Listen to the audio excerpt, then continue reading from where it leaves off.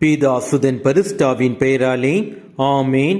மரியே வாழ்க. என்றரை வார்த்தை, உன் எதிரிகளை உன் அருகில் நிற்க விடாதே. அவர்கள் உன்னை வீழ்த்தி உன் இடத்தை கைப்பற்றிக் கொள்ளலாம். உன் வலப்புறத்திலும் அவர்களை அமர்த்தாதே. உன் இருக்கையை பறிக்க தேடலாம். நான் சொன்னதெல்லாம் உண்மை என இறுதியில் உணர்வாய்.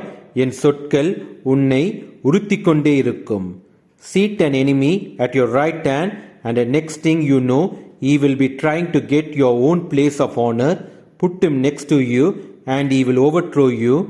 Then you will realize the truth of my words and be stung with regret when you remember them.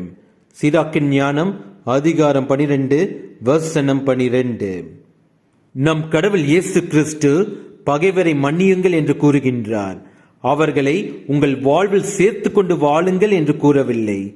நிறைய குடும்பங்கள் அவர்களின் சமாதானத்தை அவர்களே கெடுத்துக் கொள்கின்றனர். மன்னிக்கின்றேன் என்று சொல்லி மனமாறாதவர்களை தங்கள் வீட்டில் சேர்த்து கொண்டு அவர்களுடைய குடும்பத்தில் உள்ள சமாதானத்தை அவர்களே கெடுத்துக் கொள்வார்கள். அதுபோல வேலை செய்யும் இடங்களிலும் தங்களுக்கு தாங்களே பிரச்சனைகளை உருவாக்கிக் கொள்வார்கள். மன்னியுங்கள். மன்னிக்கின்ற பொழுது உங்கள் மனதில் உள்ள பாரங்கள் குறையும். உங்கள் எண்ணங்கள் உங்கள் வளர்ச்சிக்கு பயன்படும். ஜெபியுங்கள் நம் கடவுள் இயேசு கிறிஸ்துவிடம் அவர்கள் மனம் மாறுவதற்காக. ஆனால் அவர்களிடமிருந்து எச்சரிக்கையாக உங்கள் வாழ்வை தொடருங்கள். இயேசுவுக்கே புகழ். மரியே வாழ்க. ஆமேன்.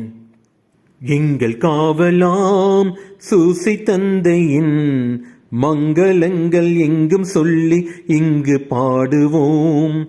எங்கள் காவலாம் சூசை தந்தையின் மங்களங்கள் எங்கும் சொல்லி இங்கு பாடுவோம். செங்கை அதிலே தங்க புஷ்பம் தங்க கோலை ஏந்திடும். செங்கை அதிலே தங்க புஷ்பம் தங்க கோலை ஏந்திடும். எங்கள் காவலாம் சூசை தந்தையின் மங்களங்கள் எங்கும் சொல்லி இங்கு பாடுவோம்.